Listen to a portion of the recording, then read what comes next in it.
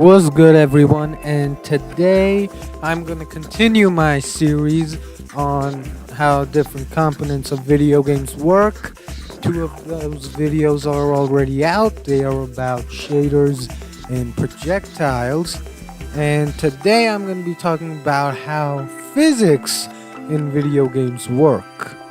Now, keep in mind the fact that physics in video games is only a close approximation to what physics in real life is. For example, let's just assume for a second that the earth is intangible. So you're gonna fall down, and let's just say that we actually have gravity, and so everyone will fall towards the center of earth. Now, in a video game world, if earth were to become intangible, everyone would fall vertically downwards. They'd fall, they wouldn't fall towards one center. They'd just fall down. They'd fall down infinitely. Now, when you're simulating physics inside a video game, you're gonna need a physics engine, which will usually be a part of your game engine. And then you're gonna have, code that is used to modify the rules of physics. You may not really want conventional physics. I mean, you want some Tekken style physics, which is definitely not real world physics. And then you'd want collision detection.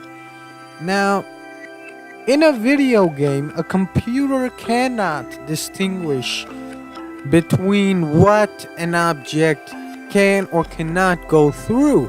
For a computer, everything is merely a bunch of polygons. So, you gotta tell the computer what to do and when to. You gotta tell them everything. It's gonna make zero assumptions. So, you're gonna tell the computer that this particular bunch of polygons cannot go through this other bunch of polygons, or if it can in fact go through this other bunch of polygons. So we basically have two types of physics simulations. We have soft body simulations and rigid body simulations. Now, in a rigid body simulation, you're going to treat every object as a singular entity. It will not have any subsections, as opposed to what a human has. A person, he won't be thrown back as one stiff piece of person. Well, I couldn't find a better way of defining it. But if you throw a ball, it's gonna be thrown away as one stiff piece of ball. I don't know. Well, you get the point. So rigid body simulation also happens to be the less computationally expensive simulation. The more expensive simulation is the soft body simulation, in which we have divided an object into subsections, and each subsection is simulated separately based on certain constraints that the developer puts in. So, if you want to simulate something like a teddy bear being thrown, that's soft body physics. Now, obviously, the most visible part in a video game is death and violence, which would also make ragdoll physics the most prominent part of video game physics, because that is the physics that comes into play anytime someone dies. Now, the first time ragdoll physics was used inside a video game called Jurassic World Trespasser. Now, the game made use of ragdoll physics for the first time in the history of video games, but it didn't really get very good reviews, basically because of a ton of bugs.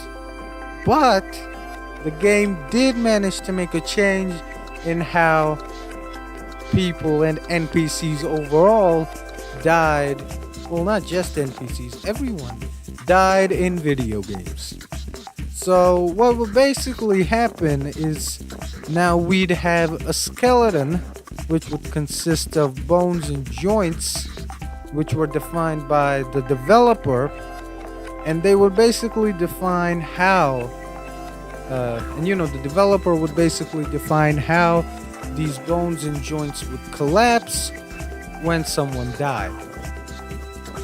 But these bones and joints are different from real life bones and joints in the fact that these are limited to just bones, like actual bones.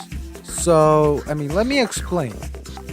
You can have clothes or hair as part of the skeleton tree.